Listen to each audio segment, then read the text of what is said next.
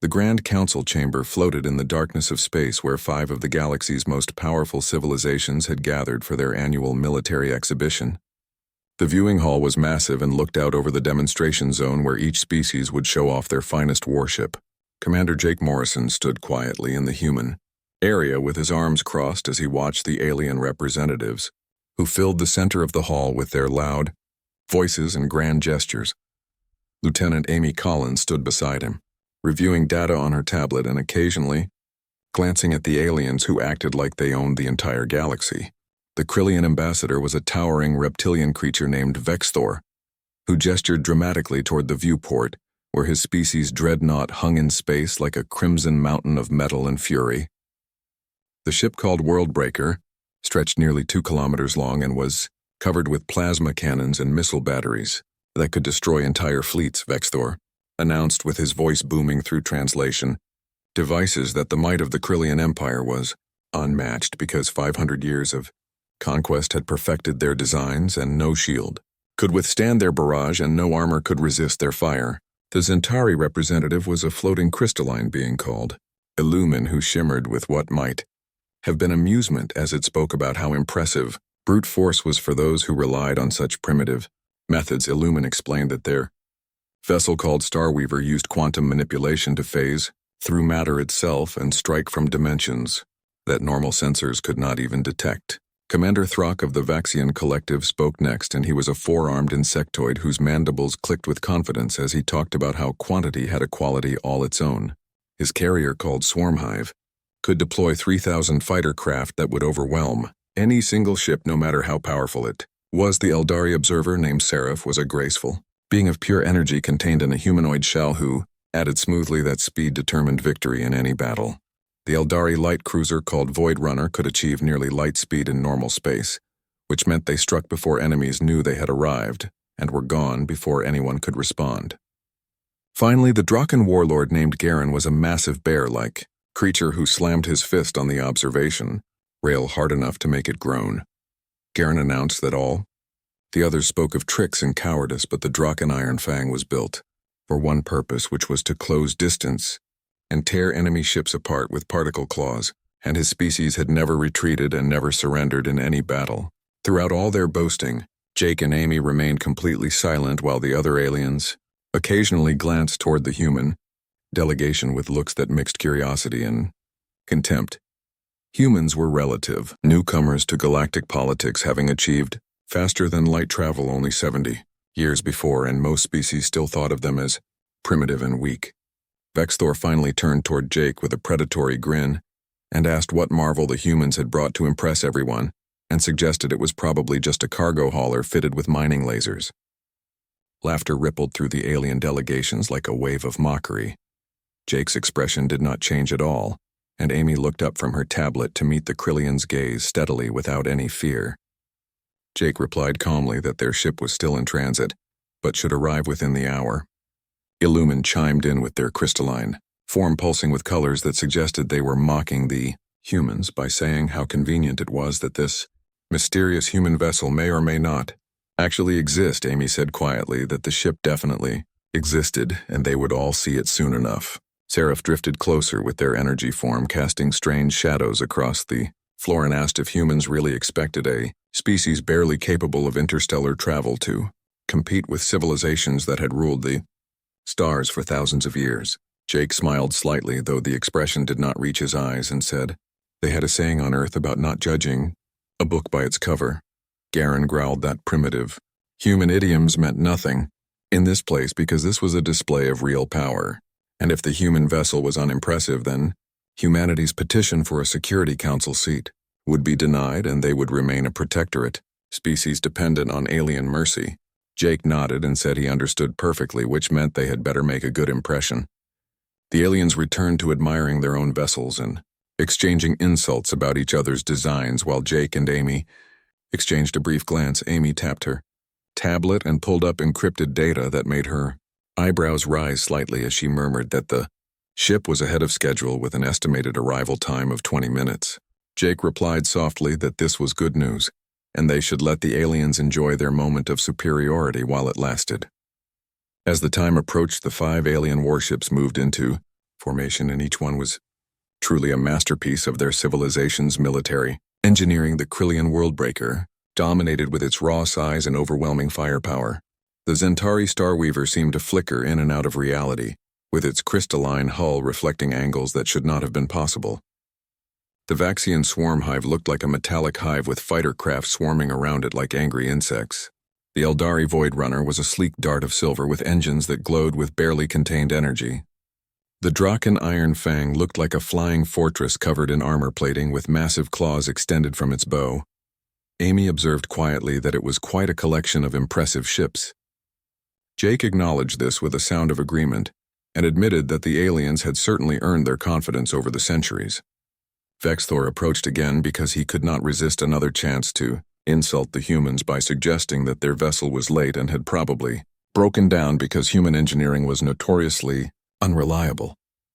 Before Jake could respond, every sensor in the observation hall suddenly screamed warnings, and alert systems flashed across all the displays. The 5 alien warships simultaneously moved into defensive positions because their crews had clearly detected something that had frightened them very badly. Thruck demanded to know what was happening with his antennae twitching frantically. Illumin reported with confusion evident in their voice that they were detecting a quantum wake, but the scale was impossible because no ship could generate that much spatial displacement. On the main view screen, space itself began to distort and twist. A massive ripple spread across the stars like a stone dropped into a cosmic pond. The distortion grew larger and more pronounced as reality bent around something enormous that was emerging from faster than light travel. Then it arrived and the human warship dropped into normal space with a silence that was somehow more intimidating than any dramatic entrance could have been.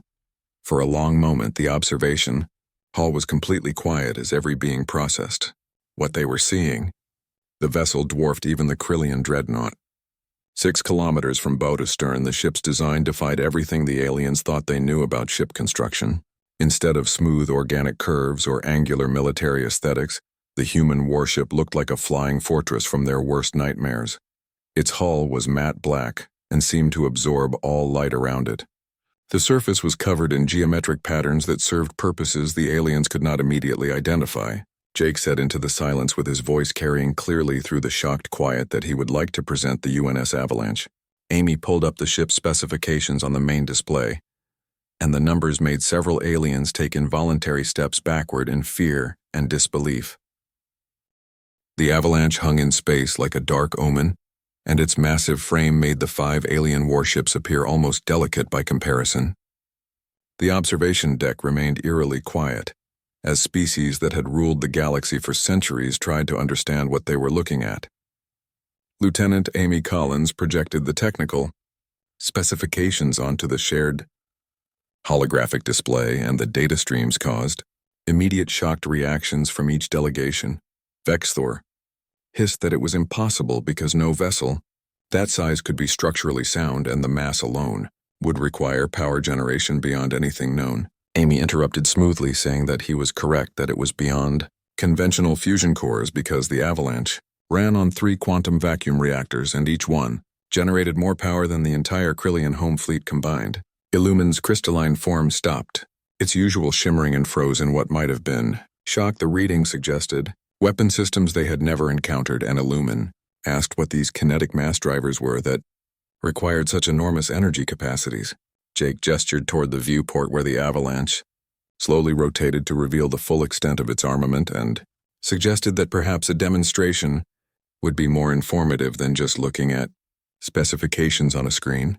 Garen growled while recovering some of his earlier confidence that numbers on a screen meant nothing and they should see what this fortress could actually do in combat. The Station Meridian administrator, who was a neutral party from the long-lived observer species, activated the testing range. A series of heavily shielded target platforms appeared at varying distances, and each one was designed to withstand capital ship weaponry. The standard test required each vessel to destroy 5 targets using different weapon systems. Vexthor announced eagerly that the Krillian Empire would demonstrate first and told everyone to watch and learn. The Worldbreaker moved into firing position with impressive speed for such a large ship. Its primary plasma batteries charged with an ominous red glow and then unleashed concentrated hell. Bolts of superheated plasma crossed the distance in seconds and splashed against the target shields.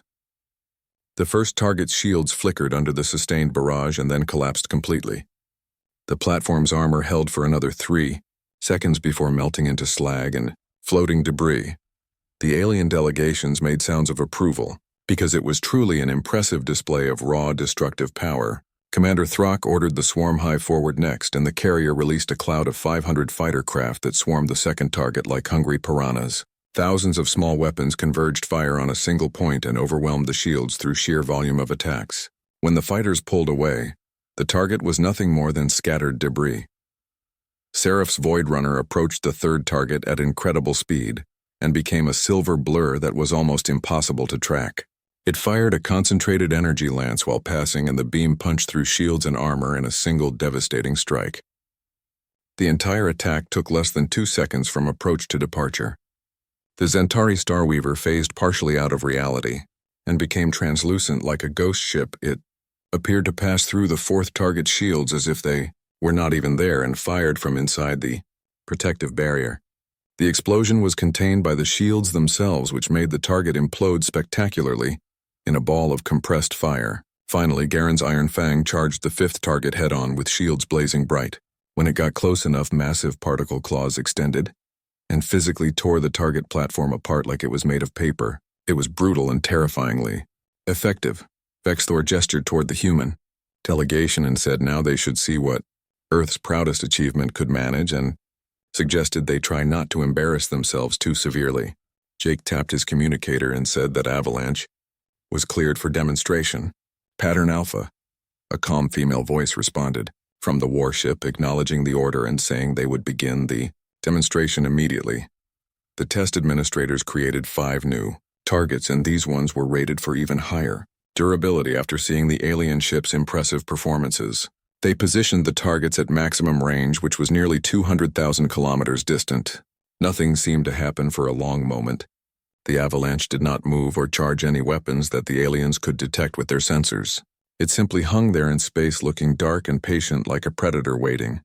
Then deep within the ship's massive frame, something activated. Rails buried inside the Avalanche's structure began to accelerate projectiles using electromagnetic force. In microseconds, tungsten carbide slugs the size of small buildings reached a significant fraction of light speed. The kinetic mass drivers released their payload with no visible flash or dramatic energy buildup. There was just a slight ripple of distorted space as the rounds achieved impossible velocity. The slugs crossed 200,000 kilometers in under 2 seconds. The first target's shields did not flicker or fail dramatically. They simply ceased to exist in an instant. The kinetic round punched through the barrier like it was not even there because the shield generators could not respond to something moving that fast. The slug hit the target's armor with the force of a small nuclear weapon. The platform did not explode in the traditional sense. It simply vaporized and was converted to superheated plasma by the sheer kinetic energy transfer. Before the aliens could fully process what happened to the first target, the other 4 targets met identical fates. 5 shots and 5 kills, and the total elapsed time was only 8 seconds from first shot to last. The observation deck was silent except for the soft pinging of alerts, as the range safety systems verified that all 5 targets had been completely destroyed and no longer existed as solid matter. Throck whispered that this was impossible while his mandibles hung slack in disbelief. Amy pulled up the telemetry data for everyone to see and explained that each projectile hit with approximately 400 petajoules of kinetic energy. She added for reference that this was roughly 100 megatons of explosive force per shot with no radiation and no waste heat. It was just velocity multiplied by mass, and the results spoke for themselves. Illumin protested that the targeting required was impossible because the calculations needed to hit moving targets at that distance while accounting for the projectile's flight time and the target shields and relativistic effects should take hours of computation. Amy explained calmly that their targeting AI ran at 700 quantum operations per second, and it was not calculating the shots in the traditional sense. Instead, it predicted where the target and the projectile and every variable would intersect in space-time, and then made that prediction become reality. Seraph drifted closer to the viewport and stared at the Avalanche with what might have been respect or fear or both. The Eldari asked how many of these mass drivers the human ship actually carried. Jake replied casually that there were 24 primary turrets and each turret had 4 barrels, which meant 96 simultaneous shots were possible. He added that the avalanche could maintain sustained fire for approximately 40 minutes before requiring reload. The mathematical implications hit the military minds in the room like a physical blow to the chest. 96 shots every firing cycle, and each shot capable of vaporizing a capital ship, and 40 minutes of sustained barrage. Garen's earlier confidence had completely evaporated, and he said with a shaking voice that this was a planet killer, and they had brought a world-ending weapon to a simple military exhibition. Jake corrected him with his tone still pleasant but his eyes becoming hard. He said that the avalanche was not a planet killer, because for that purpose they would bring a Titan-class dreadnought instead. This was just a ship of the line, and humanity had 147 of them currently in service.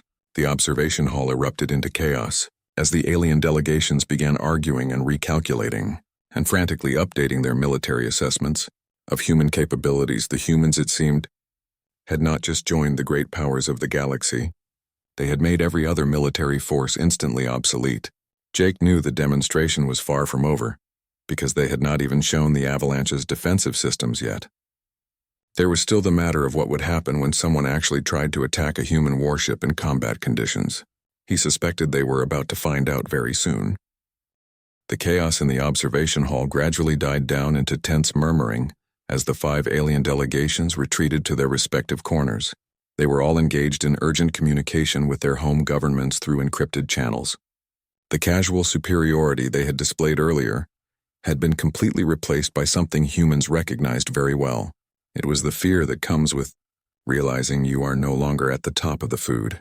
Shane Vexthor was the first to approach the human delegation, again though his body language had shifted dramatically from predatory confidence to cautious calculation.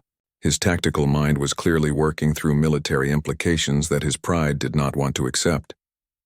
The Krillian ambassador conceded with each word carefully, measured that the kinetic weapons were impressive, but warfare was not won by firepower alone. He explained that the kinetic weapons required time to accelerate their projectiles, and against a maneuvering target with proper countermeasures and defensive tactics they might not be so devastating. Garen added with some of his earlier bluster returning that the slugs moved fast, but they were still ballistic weapons once fired. They could not adjust course mid-flight, and a skilled commander could evade them with the right maneuvers. Amy looked at Jake with an expression that asked if she should explain, or if he wanted to handle it. He nodded to her to go ahead. Amy surprised the aliens by saying they were absolutely correct that kinetic rounds were ballistic projectiles. Once fired, they followed a predictable trajectory and could not change course. She explained that a sufficiently advanced targeting system could calculate potential evasion vectors and adjust for them, but there was always a chance of missing a highly maneuverable target. She paused deliberately and then smiled, slightly before saying that was exactly why the mass drivers were their medium-range weapon system. For close combat work, they had many other options available. Throck's antennae twitched with nervous interest as he asked what other weapons this monster of a ship carried. Jake said thoughtfully that there were the point defense laser clusters and the missile batteries and the electromagnetic pulse generators and the hull-mounted plasma lances. He trailed off as if thinking and asked Amy if he was forgetting anything. She supplied helpfully that he had forgotten the gravity well projectors and the swarm drones. Jake agreed that those were important too. Illumin's crystalline form had resumed its normal shimmer, which suggested they had recovered from the initial shock.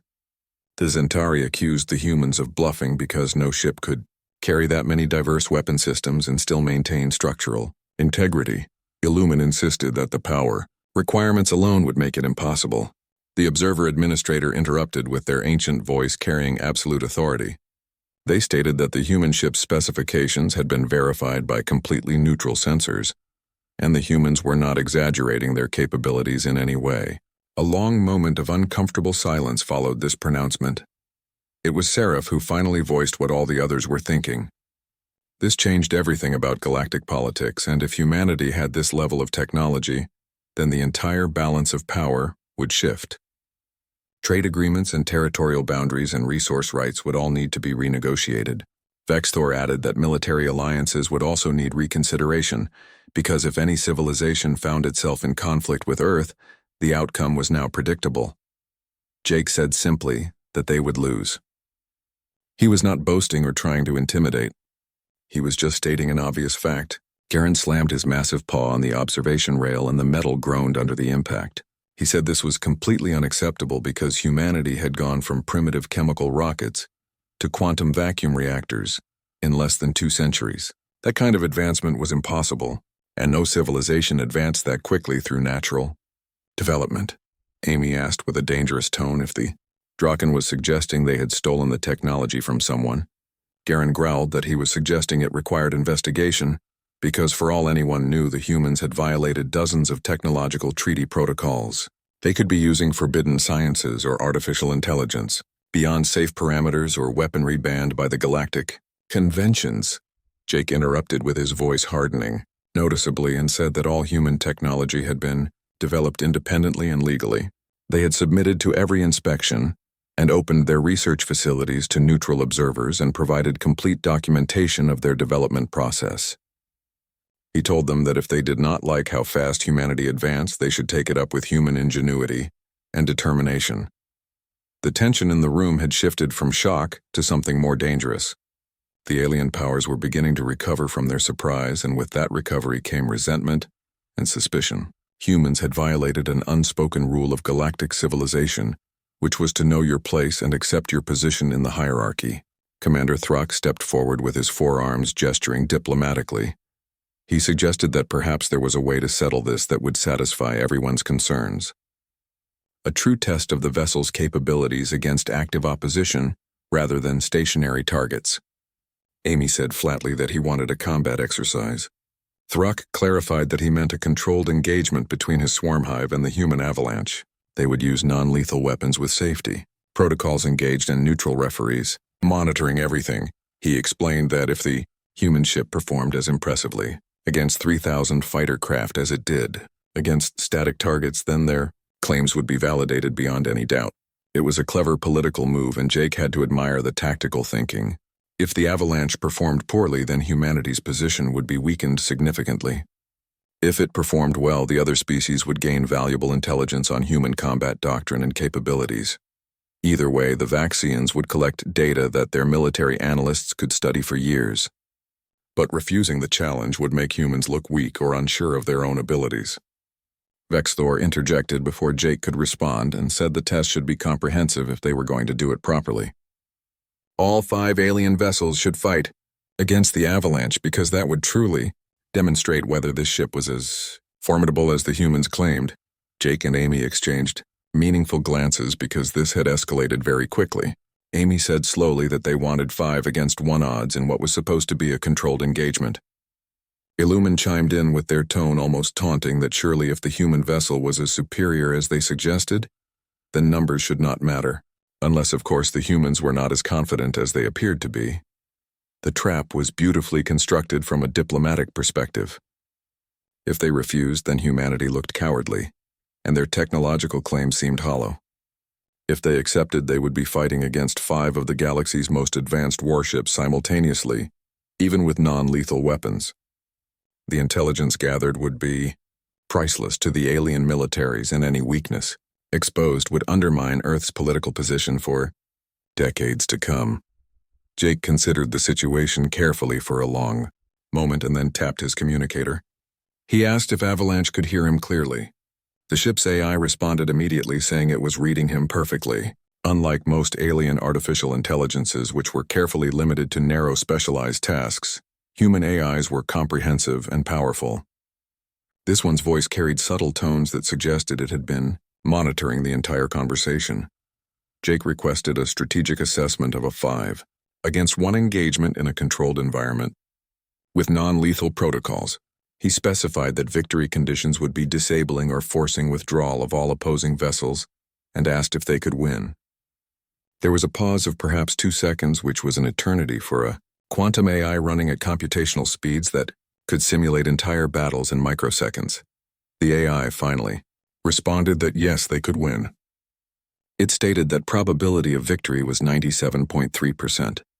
Probability of 0 friendly casualties was 84.6%. Probability that observers would significantly revise their threat assessment of human military capabilities upward was 99.9%. Jake asked for the AI's recommended course of action. The AI replied that they should accept the engagement because it would save considerable time in diplomatic negotiations and establish clear boundaries for future interactions with other species. The AI paused in a way that suggested it was choosing words carefully, and then added that it would also be entertaining to fight. Despite the tension, Jake smiled slightly because human AI designers had made some interesting choices about personality matrices. He turned back to face the alien delegations and announced that they accepted the challenge. 5 ships against 1, but they had conditions that must be met. Vexthor told him to name the conditions. Jake listed them clearly. First, there must be completely neutral oversight with the observer species monitoring everything, and their ruling on the outcome would be final. Second, all vessels must operate under strict safety protocols with no permanent damage to ships or crew members allowed.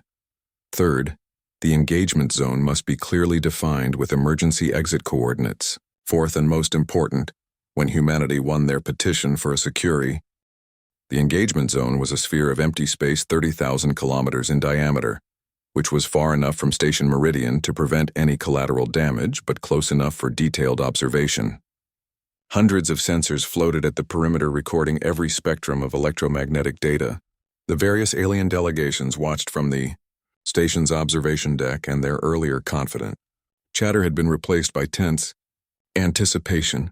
The 5 alien warships entered the zone from different vectors and established a loose sphere formation with the avalanche positioned at the center. It was textbook military tactics to surround your enemy and eliminate escape routes and concentrate fire from multiple angles simultaneously. Jake and Amy remained on the observation deck, observing everything through the holographic tactical displays. The Avalanche's crew, led by Captain Diana Hayes, would handle the actual combat operations. Jake's role now was purely diplomatic, which meant representing humanity's interests while their ship demonstrated what those interests were backed by. The Observer Administrator announced that all vessels had entered the engagement zone, and safety protocols were now active. Non-lethal weapons only would be permitted. The exercise would begin on their mark. There was a dramatic pause and then the single word to begin. Nothing happened for 3 full seconds. The 5 alien warships maintained their positions with weapons charged but not firing. They were clearly waiting for the avalanche to make the first move and reveal something about its tactics and capabilities. The human warship did not move at all. It simply hung in space looking black and seemingly inert like a piece of dark metal. Throck transmitted on the open channel, asking what the humans were doing and if there was some kind of malfunction. Captain Hayes' voice responded calmly from the avalanche, saying there was no malfunction. They were just giving the aliens one last chance to reconsider, because they were not going to enjoy what came next. Vexthor growled that there had been enough posturing, and ordered the Worldbreaker to open fire immediately. The Krillian dreadnought's plasma batteries blazed to life and launched dozens of superheated bolts directly toward the avalanche. At the exact same moment, Commander Throck ordered the swarm hive to release its complete fighter complement. 3,000 small craft erupted from the carrier bay like a swarm of angry hornets. The Void Runner became a silver streak as it circled the avalanche at 98% of light speed while preparing to strike with energy weapons. The Starweaver began phasing partially out of normal reality as it prepared to bypass the human shields entirely. The Iron Fang gunned its massive engines and charged directly at the human ship with its particle claws fully extended and ready to tear through armor. It was a perfectly coordinated assault that would have overwhelmed most capital ships in the galaxy. The Observer species, military analysts had calculated that even with superior technology, the Avalanche would struggle badly against simultaneous threats from multiple vectors using completely different tactical approaches. Every single one of them was wrong. The plasma bolts from the Worldbreaker closed to within 500 kilometers of the avalanche and then stopped moving. They literally halted in space and hung. They're frozen in mid-trajectory by gravitational manipulation fields the aliens had never encountered before. The superheated plasma was contained in bubbles of warped spacetime that prevented it from going any further.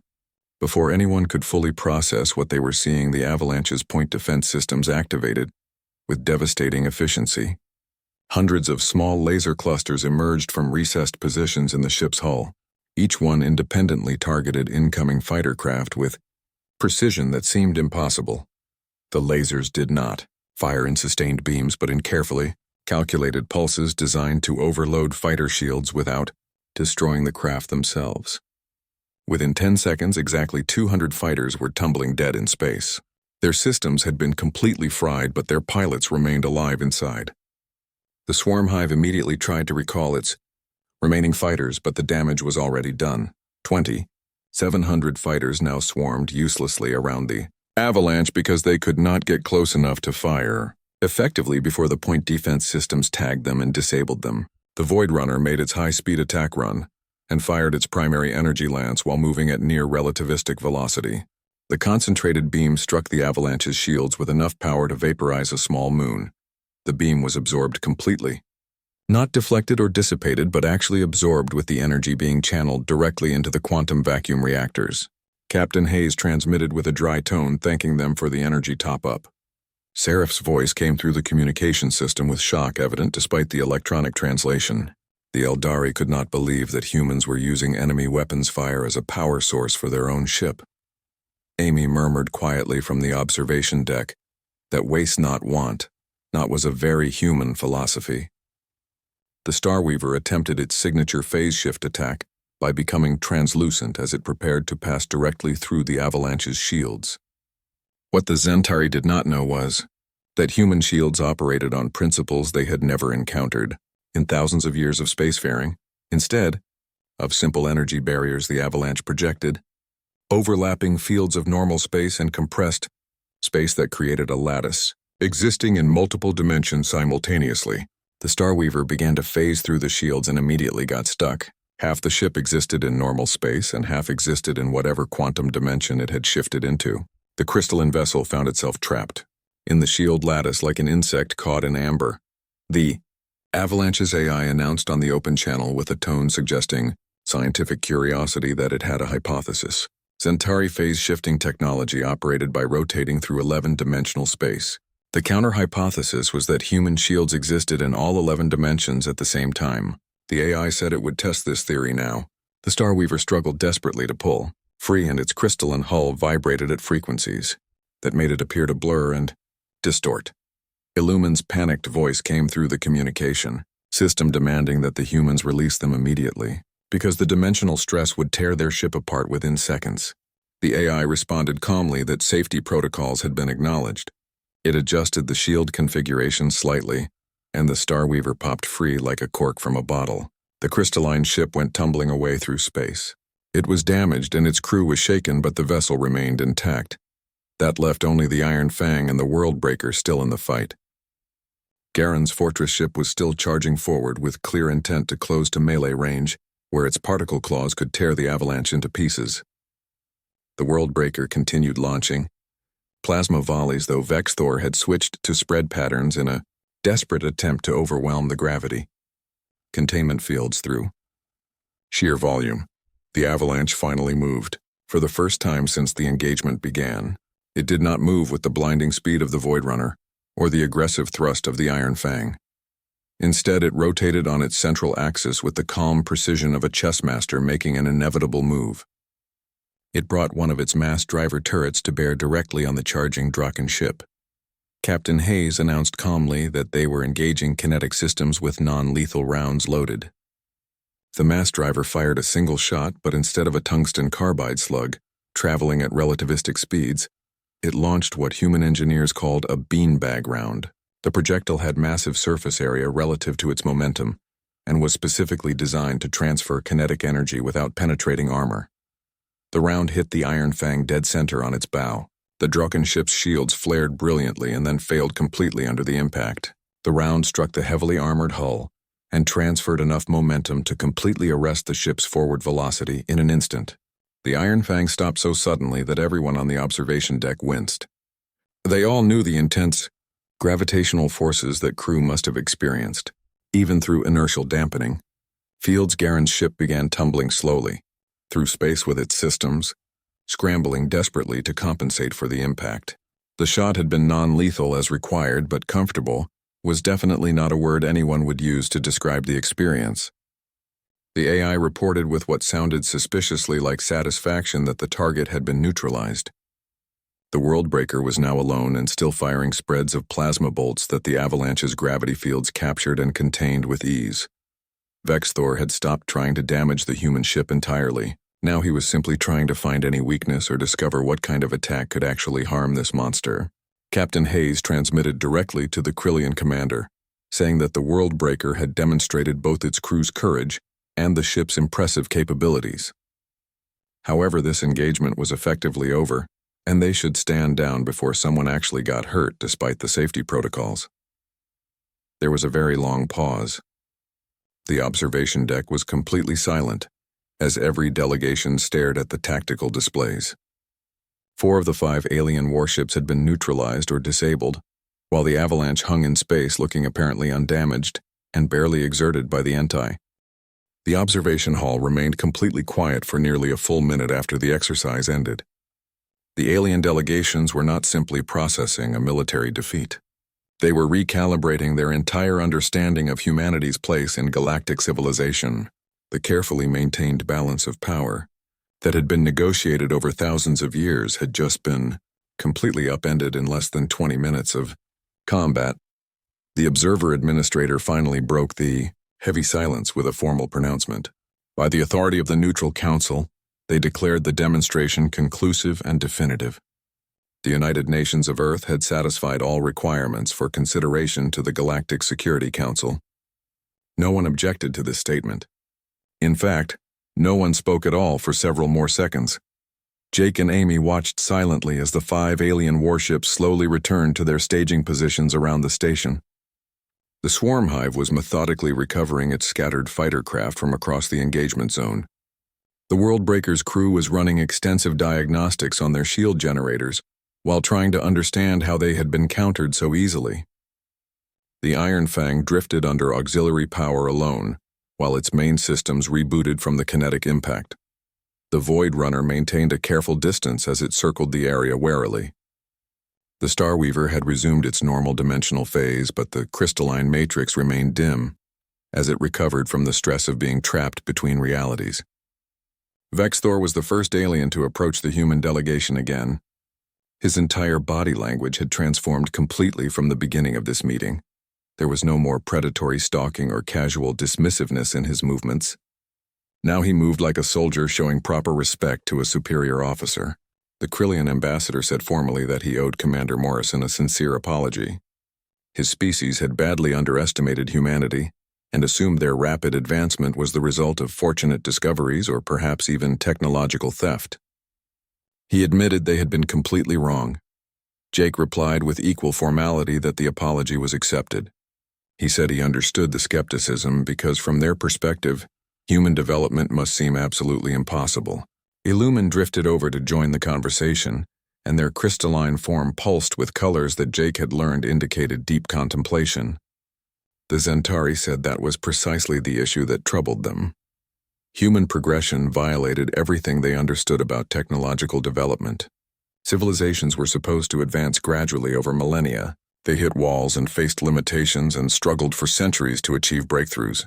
Humanity had experienced none of that normal pattern. Illumin wanted to know why. Amy fielded this question with a thoughtful explanation. She said it was because humanity had the advantage of meeting advanced civilizations first. The aliens looked confused by this statement.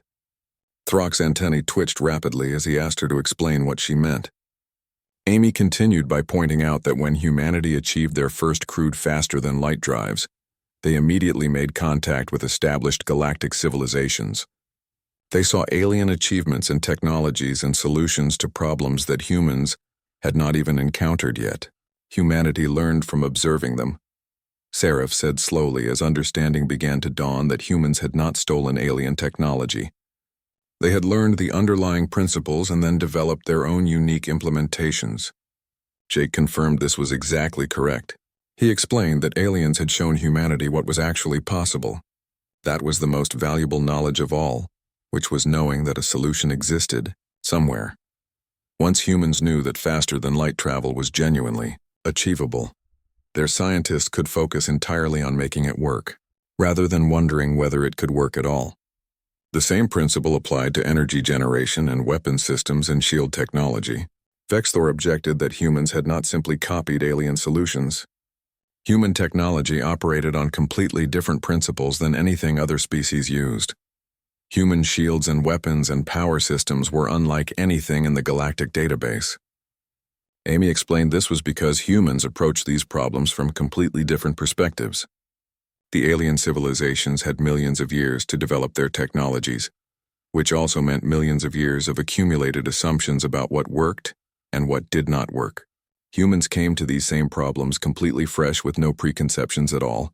She added that sometimes ignorance was actually a significant advantage in problem solving.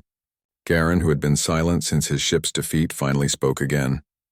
His tone was no longer hostile, but simply tired and defeated. He asked what happened now that humans had proven they could crush any alien power individually, and maybe even all of them together. What did Earth actually want from this demonstration? It was the central question that everyone needed answered. Fear of the unknown was one thing, but fear of known overwhelming power was something entirely different. The galaxy needed to understand human intentions very clearly. Jake said simply that humanity wanted what they had always wanted. They wanted to be part of the galactic community as equals and nothing more.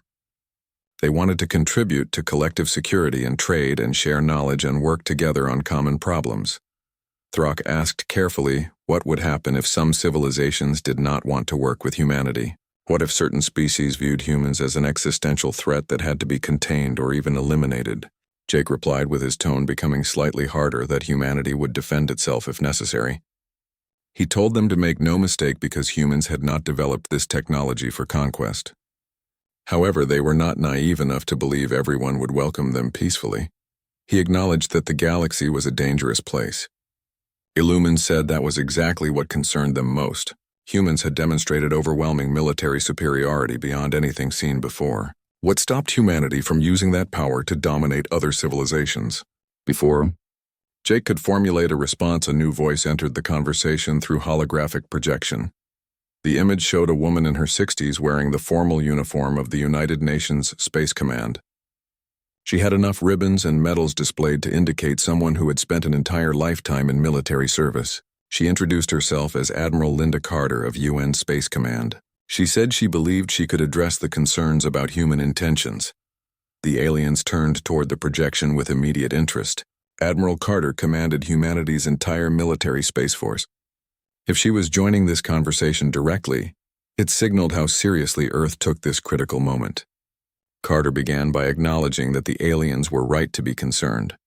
Nothing actually stopped humanity except their own choices and values. That was how it worked for any civilization with sufficient power. She said that history was full of species that gained power and then abused it terribly. However, the aliens were asking the wrong question entirely. Seraph asked what the right question was then. Carter explained that the question should not be what stops humanity, but rather what are humanity's actual incentives. Military conquest was expensive and inefficient and counterproductive in the long term. Earth did not need to conquer other worlds to prosper. Humans needed stable trading partners and collaborative research agreements and peaceful neighbors. War destroyed the very things that created real value, which were functioning markets and innovation and cultural exchange. Garen rumbled that those were pretty words, but every conqueror in galactic history had claimed peaceful intentions before showing their true nature eventually. Carter acknowledged this was absolutely true. She said she would be blunt about humanity's true nature then. Humans were competitive and aggressive and ambitious. They always had been throughout their history. However, humans were also extremely pragmatic. They had learned centuries ago on their own world that cooperation was more profitable than conquest in the long run. Trade built wealth that war could only destroy. Scientific collaboration advanced knowledge much faster than keeping secrets. Cultural exchange enriched everyone involved. She paused with her expression becoming very serious. She told them that humanity was offering partnership to those civilizations that wanted it, not ultimatums or demands or submission. However, humans were also not going to apologize for being powerful. They were not going to pretend to be weak just to make others feel comfortable. The observation hall became quiet again as the aliens processed this carefully balanced message. It was delicate diplomacy that projected strength without threatening anyone, while offering cooperation, without appearing desperate for acceptance. Vexthor spoke first after a long consideration. He said that the Krillian Empire had maintained its power through military strength for 5 centuries. They understood very well the burden of being strong. They also understood that true security came not from crushing all potential threats, but from building solid alliances with those who shared common interests. He paused and seemed to struggle with his next words. He stated that the Krillian government would be very interested in discussing a mutual defense treaty with Earth. It was a stunning reversal of position. Just hours ago, Vexthor had been openly mocking human capabilities. Now he was proposing a formal military alliance. Throck added that the Vaxian Collective